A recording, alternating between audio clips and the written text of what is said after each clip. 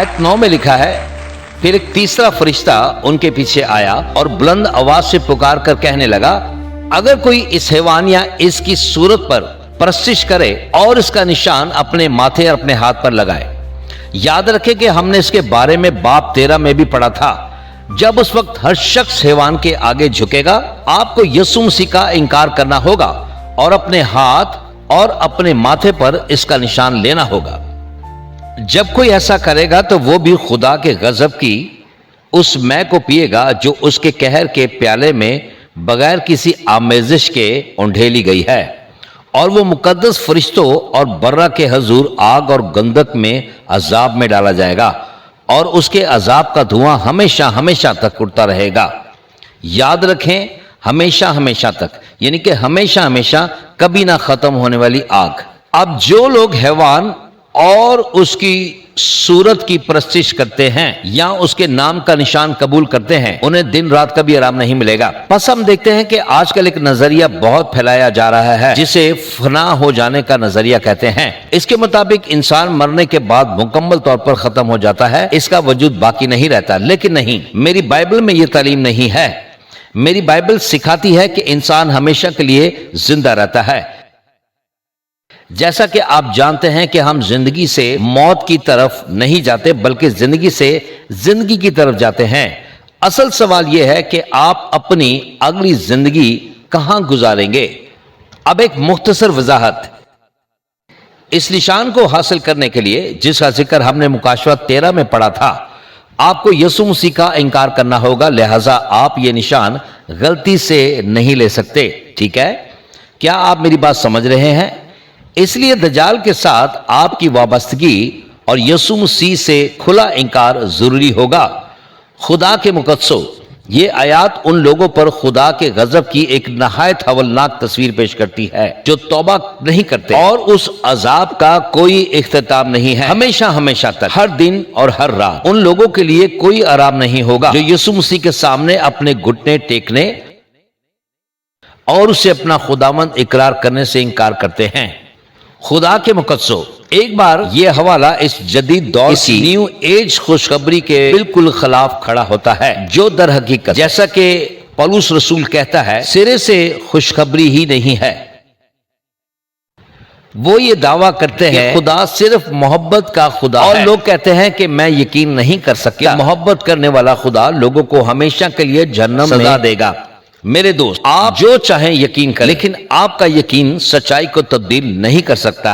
आमीन। मैं फिर कहता हूं कि आप जो चाहे माने, इसमें से खुदा के कलाम की सच्चाई नहीं बदलती। मेरे दोस्त, मेरे एहतराम के साथ और यहां तक कि मोहब्बत, फजल और रहम के साथ, और कह रहा हूं, ये बात कह सकता हूं, उसका नाम यीशु मसीह है, और वही कुल जमीन का इंसाफ भी करेगा। जो लोग आसमान पर उठाए नहीं गए, जो नए सिरे से पैदा नहीं हुए और जो उसके रूह कुद्दस से मामूर नहीं हुए, वो हमेशा के अजाब की सजा पाएंगे।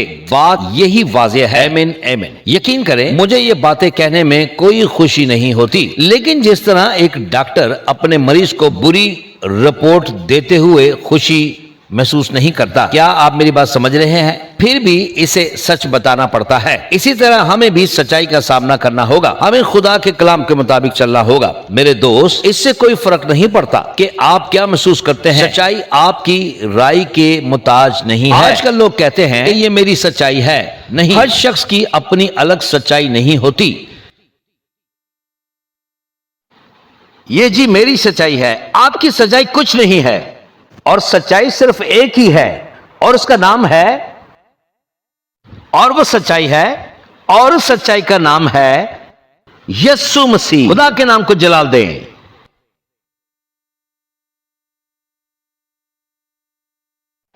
लोग अपनी राय खुदा के लिए मुख्तलिफ रखते हैं कि खुदा मोहब्बत कैसे हो सकता है अगर वो सजा देता है तो मेरे अजीजों, खुदा का कलाम इस बात का मोहताज नहीं कि आप इसके बारे में क्या सोचते हैं। आप पूछते हैं अगर खुदा मोहब्बत है तो फिर ऐसा क्यों? जवाब सादा है, वो रास्तबाजी का खुदा है, वो पाकीज़गी का खुदा है, वो एक मुकद्दस मुनसफ है, और वो आपसे इतनी मोहब्बत करता है कि आपकी बदकारी के लिए माफी पेश कर रहा है, बख्शिश की पेशकश कर रहा है। کیا آپ میری بات سمجھ رہے ہیں؟ لیکن معافی اس وقت مؤثر ہوتی ہے جب اسے قبول کیا جائے. اگر اسے قبول نہ کیا جائے تو وہ بے اثر رہتی ہے. اب میں آپ کو امریکی تاریخ کا ایک حقیقی واقعہ بتاتا ہوں. 1829 میں جارج ولسن نامی ایک شخص نے ایک شخص کو قتل کر دیا جو وفاقی حکومت کا ملازم تھا. اس جرم کی وجہ سے جارج ولسن کو سزائے موت سنائی دی گئی، یعنی اسے پھانسی دی گئی.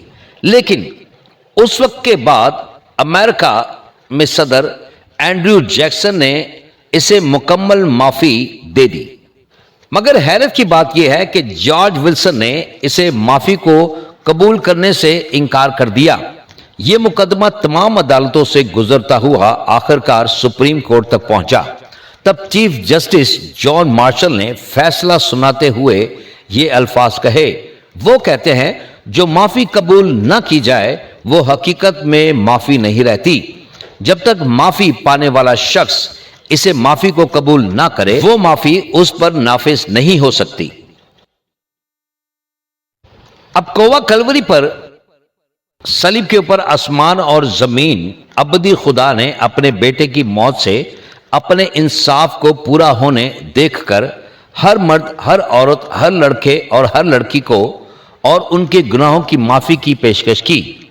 اب ہم انسانوں پر میسر ہے کہ ہم اسے معافی کو قبول کرتے ہیں یا رد کر دیتے ہیں. یاد رکھیں، خدا کسی کو رد کرنے کے لیے جہنم میں نہیں بھیجتا، بلکہ انسان خدا کو رد کرتا ہے اور خود اپنے آپ کو جہنم کی طرف لے کر جاتا ہے.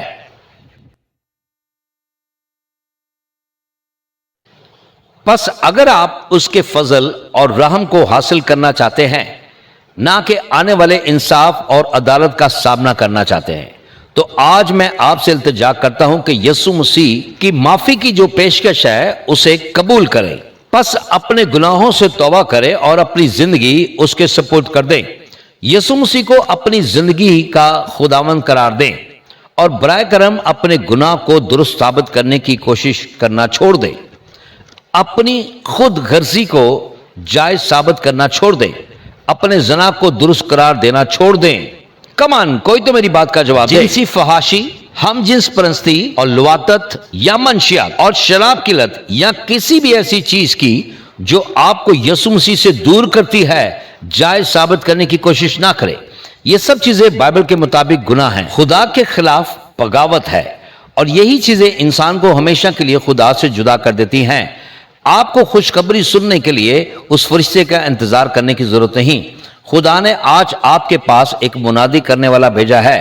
اگر آپ توبہ کریں اور اس کے نام سے لے کر پکاریں تو وہ اپنی محبت سے آپ کو نجات دے گا. میرے دوست، یہی محبت کرنے والا خدا ہے. آئیے سب مل کر اپنے ہاتھ اٹھائیں اور اس کے گھر میں خدا کے نام کو جلال دیں. اے میرے خدا.